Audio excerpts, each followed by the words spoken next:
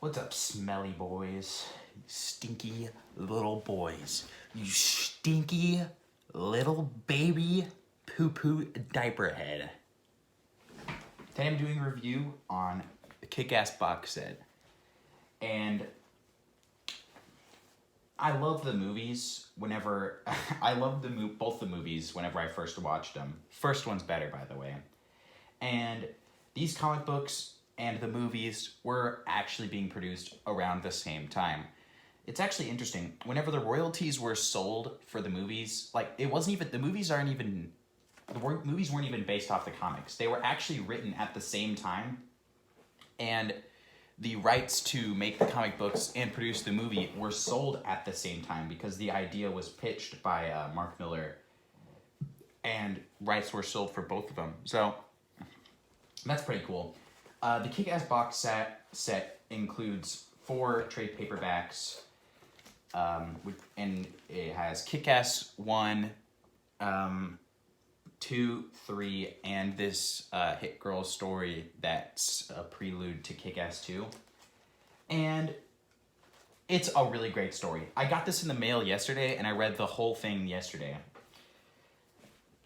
This story is about this kind of eccentric loser who is really into comic books, and he just is bored of his life and wants to make something of it, and he's really obsessed with superheroes, so he decides to just go out and patrol his neighborhood and look for people committing crimes to fight them. And on the very first, this is spoilers, by the way, minor spoilers, but this is just the setup.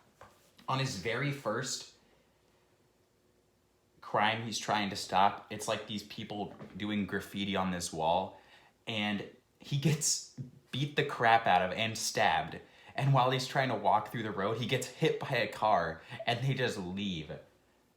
So, and he ends up, like, before he becomes unconscious, he ends up being able to take off the suit so that his dad doesn't know what he was doing. And everyone thinks he got, like, raped or something because he was just lying naked in the street with all these while being stabbed and shit.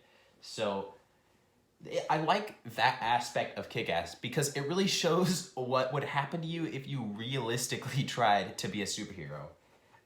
Now, the whole series is, like, somewhat realistic. It does get a little more, like, nonsensical as it goes on, but in the good kind of way. Like, it's still, like, a fantasy story. It's still fiction. So there's going to be some aspects of it that aren't super realistic. Mainly, it is a superhero series.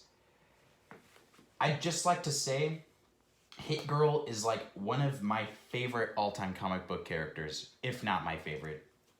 She is so, like, cool. It's just this is a bit of a spoiler, but she's just this 10-year-old girl that's been trained by her father to, like, kill people, and that's it.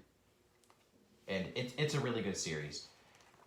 I'd suggest that anyone read this. I would say that this is pretty good for a new reader. A new reader would like this, in my opinion, because it's almost the same as the movie. It's not that, like, there are some differences between the comic books and the movie, but the difference is you don't get the content from these two in the movies.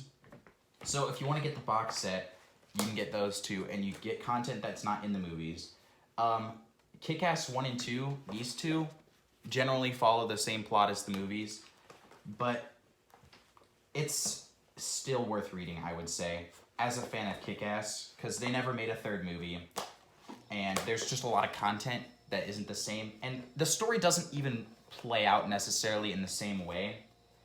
I got this on eBay for, like, $30.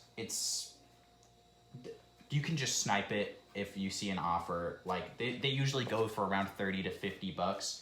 If you see one for, like, $100, don't get it. There'll be an offer for, like, one way cheaper eventually in the future. Just because someone's selling it for that much on eBay doesn't mean it's worth that much. Even though it is out of print, you can still buy these for relatively cheap.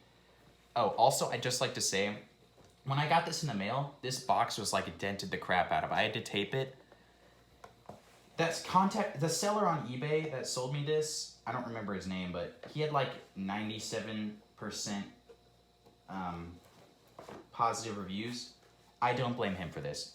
If you do decide to buy the box set, you're buying it for the contents. This box, the art is pretty cool, but this is the flimsiest box set I own. And I own the Hellboy box set. I own the Swamp Thing by Alan Moore box set. I own Batman Black and White box set. I own the Black Adam Essential Reading box set. And I own this. This is my this is my fifth one. And this one is by far the weakest box set. This one, it looks like someone dropped it like 3 times, but that's just because it's so flimsy. I wouldn't be surprised if it was just dropped like from a foot in the air and it just got dented, because it's really flimsy cardboard. All the other ones feel like if I dropped it, you might not even damage it, but this one's just really flimsy. So yeah, this is my Kick-Ass review. I would give this series overall a 10 out of 10. There's not a single problem I can find with it, and I thoroughly enjoyed the entire thing. All the characters are awesome, and all the plot's awesome. There's not a single flaw I even have with this. Now, 10 out of 10 doesn't mean I think it's a perfect series, but there's no problems with it, and I enjoyed it the whole way through. So that's a 10 out of 10 for me. It's not like my all-time favorite, but that's it. That's my Kick-Ass review. See ya.